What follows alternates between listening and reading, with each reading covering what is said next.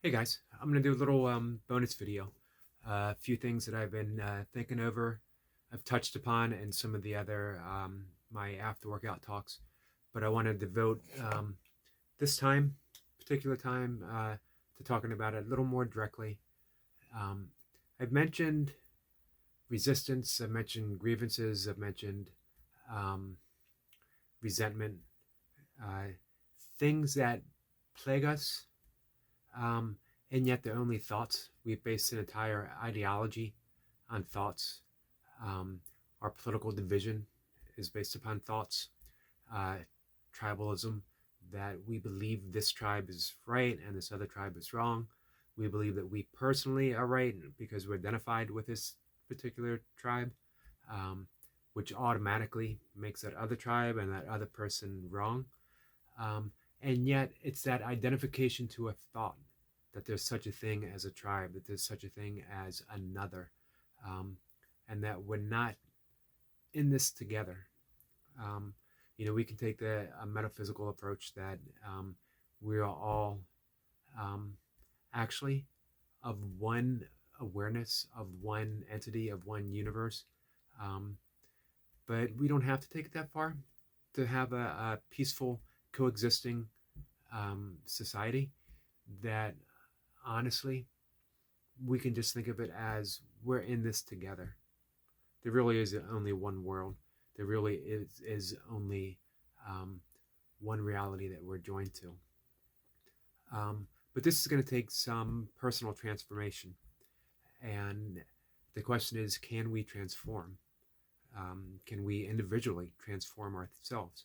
And my answer is yes, because I've done it myself. I've seen others do it.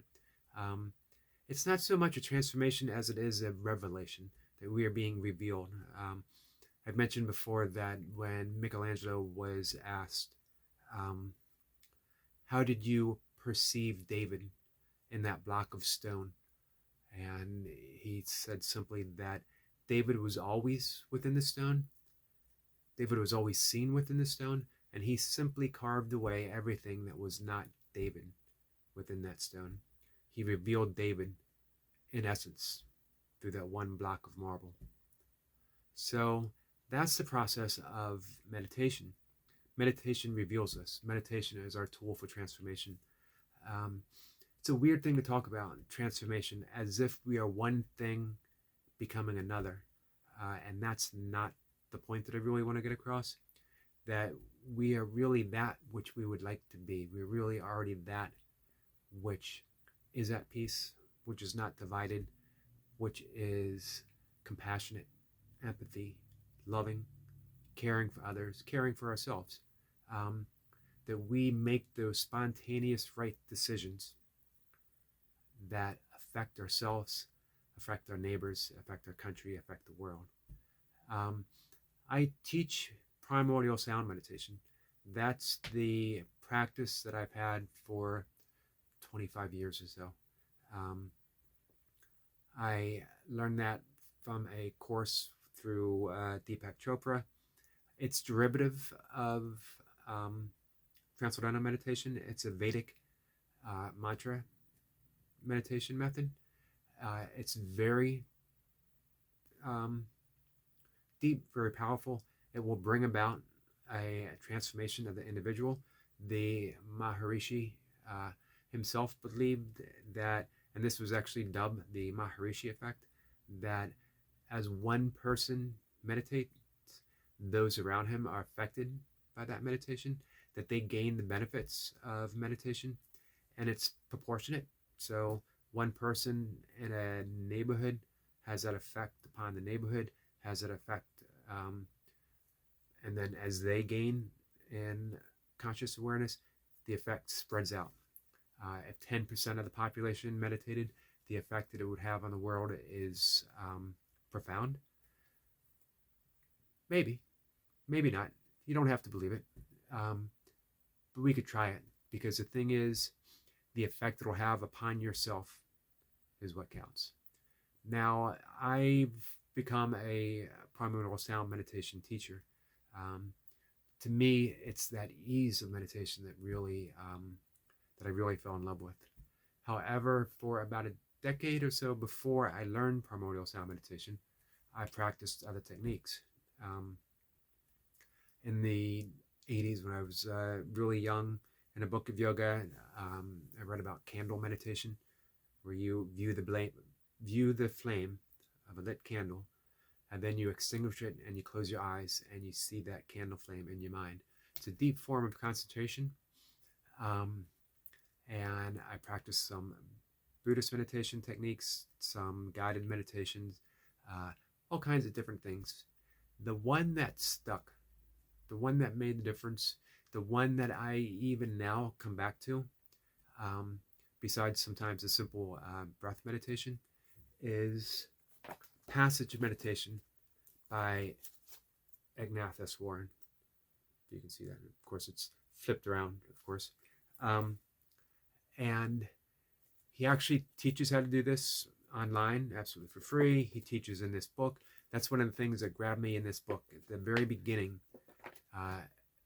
the author, Eknath Easwaran, says, I suppose that by virtue of buying this book, you want to learn meditation. This is how you do it. And then he teaches that. And then he also teaches his 8-point program in virtually every one of his books. His commentary on the Upanishads, on the Dhammapada, on the Bhagavad Gita are second to none. He was a brilliant scholar. He was a East Indian Hindu that was open to every mystical tradition, and he would teach that. He actually taught English literature, and he came to America on the Fulbright scholarship. He got married. He stayed here. He taught classes. He taught, again, passage meditation. I'm going to give a quick breakdown on how to do passage meditation. It's a very simple but deep form of concentration meditation. As most meditation, it should be effortless, meaning that if you're really, really trying hard, you're doing it incorrectly because you're actually blocking the progress. Easwaran believes that we become what we meditate upon. So he uses a passage from whichever type of, whatever source speaks deeply to you. So he recommends starting with and it doesn't have to be from your tradition, it doesn't have to be from any particular tradition, just one that strikes you. So he recommends starting with the prayer of St. Francis, which begins, Lord, make me an instrument of thy peace. It's a wonderful prayer. It's actually a methodology of change. We are asking God, and this is the God that's found within. We are not offering up a prayer to some entity far away, removed from us, removed from society, that we hope will bring about this change. We are speaking directly and deeply to that innermost essence of who we are, which is that substance of God that never strays, that is never far. That is the capital self of selfhood. That's the I am presence. That's the reality of who we are, awareness, being aware. So again, the prayer starts with, make me an instrument of thy peace. Lord, make me an instrument of thy peace. Let me bring up the passage here. I'll read just the beginning. Lord, make me an instrument of thy peace. Where there's hatred, let me sow love. Where there is injury, pardon. Where there is doubt, faith. Where there is despair, hope. Where there is darkness, light. Where there is sadness, joy. O divine Master, grant that I may not so much seek to be consoled as to console, to be understood as to understand, to be loved as to love.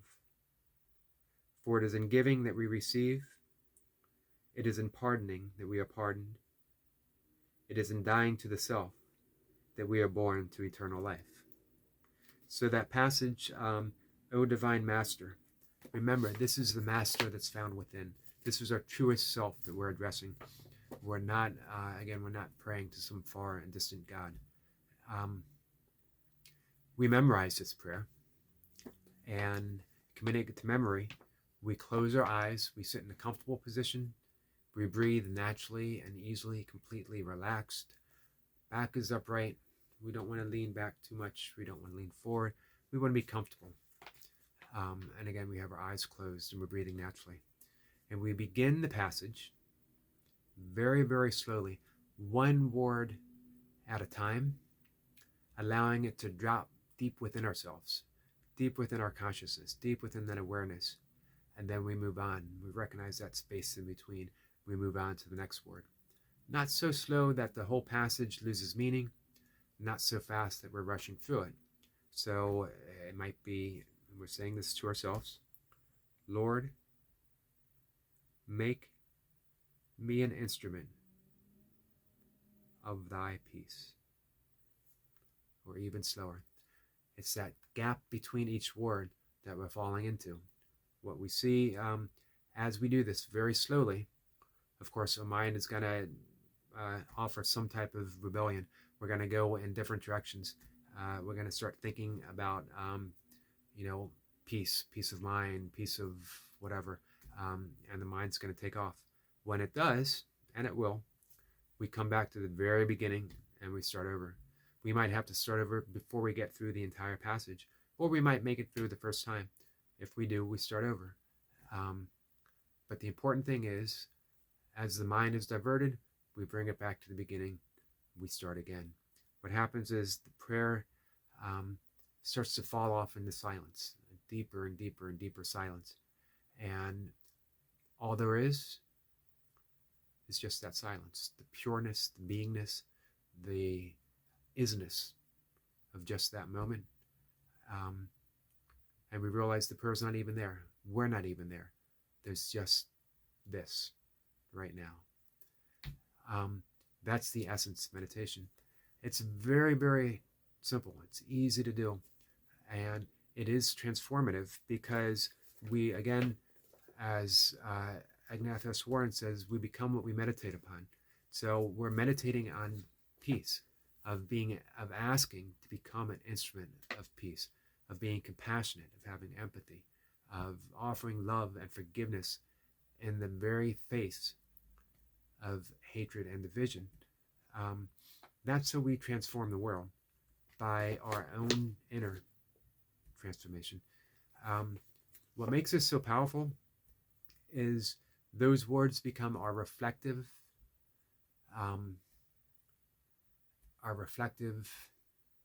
the best way to say this, it becomes who we are. Simple as that. We, just like David, we reveal ourselves. So in the face of hatred, we reveal ourselves of love. In the face of division, we reveal ourselves as forgiveness. Doesn't come about overnight. Maybe it does. But as we meditate, we become more responsive. We become softer in our approach to life. We become more forgiving, more compassionate, more empathetic. And that change takes over the world. This is really why I wanted to teach meditation, was to make a change. I mentioned Gandhi, I think it was this morning, maybe it was yesterday. Be the change you want to see. And this is some trying times for all of us, no matter what side of the political division you might find yourself, no matter what side of the social division that we might find ourselves. It doesn't matter. The thing is, it's a made-up division. It doesn't have to exist. It's all based on a thought. And a thought isn't reality. A thought is a description of reality. Reality itself is too ever-changing, too complex, too motion itself to ever be able to be based on a thought, on an ideology. So meditation is our tool of transformation. Now he also offers his, let me bring it up real quick, his 8-point program. And The 8-point program is meditation, repetition of a mantra. A mantra is different than a mantra. A mantra is what we use to, in some forms, a meditation, to meditate on. That's, again, what I do and what I teach. But the mantra itself is a holy word. It can be the word of God. It can be God. It can be Jesus. It can be Rama. It can be a short Om Namah Shivaya, anything along those lines. And we repeat it to ourselves in times of stress or to help us sleep. And it becomes ingrained. Gandhi's mantra was Rama, and he repeated that ceaselessly as part of his change from a meek, ineffectual lawyer to the Mahatma, to the great one, the great soul that actually brought about freedom, toppled the British Empire non-violently, a single shot, not a single shot fired. And it was the mantra and it was meditation. Those were the tools that he used to transform himself, and it transformed the world. So we can't doubt that power. He inspired Dr. Martin Luther King. He inspired so many activists who saw his nonviolent form of protest and used it to bring about great change wherever they were. His third in the 8-point program is slowing down. And just slow down our lives, maybe not all the time, but a little bit. Maybe put the phone aside. Maybe just spend some nice relaxing time without the TV on with our family, taking a slow walk, playing with our dog, spending time with our kids outside of some type of, group event or sporting event, just talking, being together, being with each other, slowing down the pace of our lives when we have that opportunity to do so, making the opportunity to do so. Giving one-pointed attention, meaning that when we're having a conversation, we're having a conversation. When we're cooking, we're cooking. When we're watching TV, we're watching TV. That our mind isn't diverted, that we're not doing 10 things at once. The concept of multitasking doesn't really work because we are doing several things without that full attention, making it the priority that it should be. So we give our family one-pointed attention. We give our friends, we give our life one-pointed attention. It's also the essence of meditation here, because we are giving the passage of the meditation one-pointed attention. Training the senses. And we can say training the senses is actually doing burpees. It's actually doing our workouts. It's also eating healthy, training ourselves to eat what's healthy instead of eating something that we stick in the microwave. Not that that's wrong, but we know we're not going to get our healthiest option in a boxed microwave dinner. Eating fresh fruits, trying things that we might not like now, but we know are better for us. We actually can retrain the senses to appreciate that, and we come to like it. When I became a vegan, I was an avowed meat eater. I was a 200-plus pound bodybuilder, and I had to retrain myself to like certain fruits and vegetables, legumes, things that I didn't enjoy, that I now, it's a staple of my diet, and I enjoy everything I eat. Putting the welfare of others first. That doesn't mean neglecting ourselves. It doesn't mean not making ourselves happy. It means that we are concerned for others. By putting them first means that we're putting them first above our opinion. Let me listen to your opinion. Let me listen to why you believe you're right, without offering my opinion first, without offering what I believe and why I believe it, and putting my thoughts and beliefs above yours right off the bat. Because everything ends there. Every conversation ends. Every meaningful discourse ends with me putting myself first above you. And it's so easy to do. This is why this program here, it's a practice. Doesn't mean we have to be good at it. It just means that we practice it. Spiritual companionship. What we're doing now. The conversation that we're having. Going to church if you like going to church. Going to a spiritual retreat. Just spending time with friends who have a similar spiritual type belief as we do, those who enjoy meditation, those who enjoy reading certain books, those who like having these conversations. That's their spiritual companionship. And the last one is reading from the scriptures and mystics of all religions, because that's what opens us up. Burpee Matty is doing burpee routines from the Bible. He's reading a mystical tradition, the scriptures, Old Testament, I think all the way through the New Testament he's going to get. We're talking about the Bhagavad Gita, the Upanishads, the Quran, Meister Eckhart, any of those rich spiritual traditions that are written down. We read those books because they have a soul-changing. When I say soul, I don't mean that individual entity of a soul. I mean that collective soul of life, of who we are.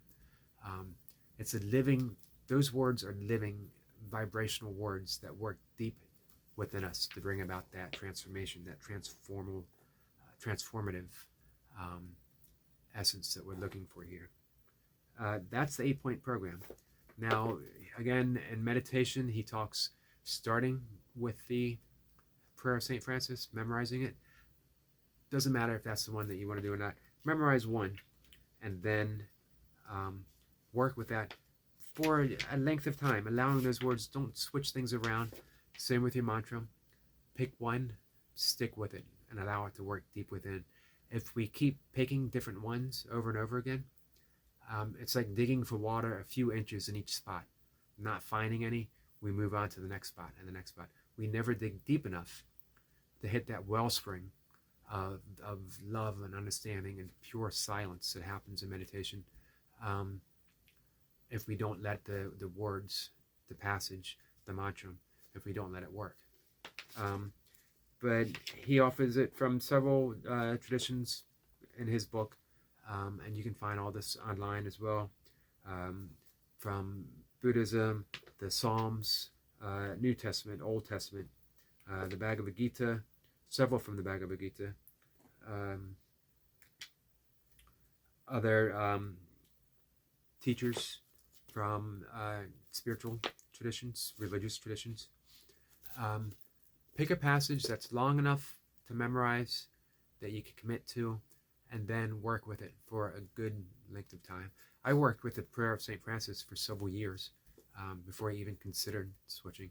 And I believe that I came back to the prayer of St. Francis because it's such a powerful prayer. So that's it, guys. That's all I wanted to offer, just to talk on that power of transformation, of what we can do, we ourselves, individually, if we put in that effort, that effortless effort. If we just want to see a different world, then we make a different world. And we start doing that by transforming our own inner world